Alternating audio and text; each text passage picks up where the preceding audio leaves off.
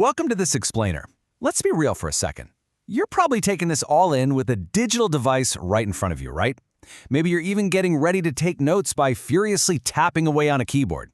I mean, that's the reality for almost all of us today. We're constantly typing our digital notes, just trying to capture every single word as fast as humanly possible. But what if I told you that the very technology meant to make your learning faster is actually holding your memory back? Oh yeah.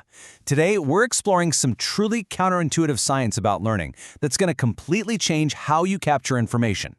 We're going to look specifically at how the simple, physical friction of pen on paper literally rewires your brain's processing centers to lock in memory.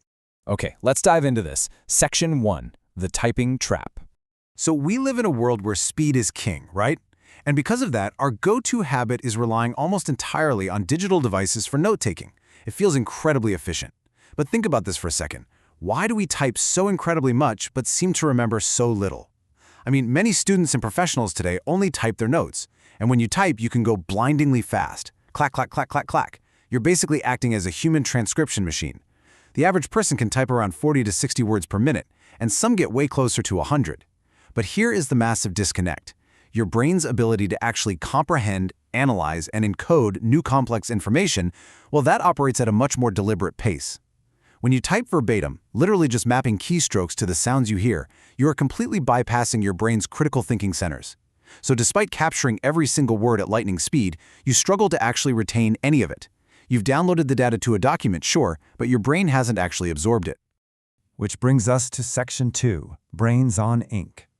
Now, what's really interesting about this is the cognitive science behind it all. It is absolutely fascinating. Neurologically, your brain fundamentally reacts differently to analog tools like a pen than it does to a digital keyboard. When we look at the contrast between these two methods, we see that typing prioritizes a very, very shallow kind of speed.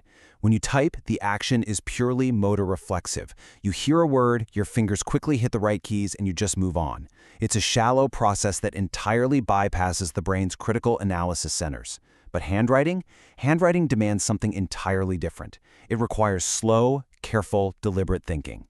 By stepping away from those rapid-fire keys and picking up just a simple pen, you're fundamentally changing the depth at which your mind processes the moment. And this brilliantly illustrates what happens under the hood. When you write by hand, you're doing something incredibly complex neurologically. It physically activates far more parts of your brain compared to simply pressing uniform buttons. You're tying fine motor skills directly to language processing and visual centers. You actually have to actively think about the shape of the letters, the spatial layout on the page, and, most importantly, the meaning of the words as you're forming them. Because of this rich, multi-sensory physical motor action, your brain is processing the information so much more deeply. You're forced to slow down. And in doing so, you're creating a much stronger neural anchor. The ultimate result of linking this physical movement with deeper visual and cognitive processing? It drastically improves your memory retention. So the crucial point is coming up in Section 3, write less, remember more. So how do you practically apply all this science? Now I know what you might be thinking. You might be feeling a little bit of anxiety right now, worrying, but I can't possibly write by hand as fast as I can type. I'm going to miss important details. Let's relieve that anxiety right now with a massive counterintuitive truth straight from the source material. You do not need to write everything. Seriously, the fact that handwriting is slower is not a bug, it's a cognitive feature. Because you physically cannot write fast enough to transcribe a speaker word for word, your brain is forced to act as an editor in real time. Before the ink even hits the page, your mind is doing the hard work of filtering, synthesizing, and summarizing what it just heard. Writing everything down is completely unnecessary because the friction of the pen forces true understanding to happen on the fly.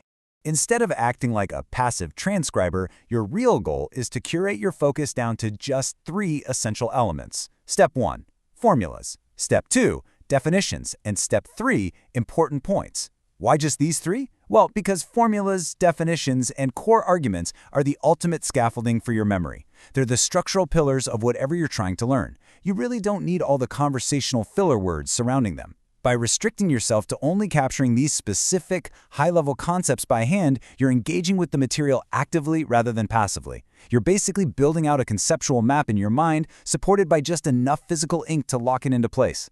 Which leads us to this beautiful core paradox.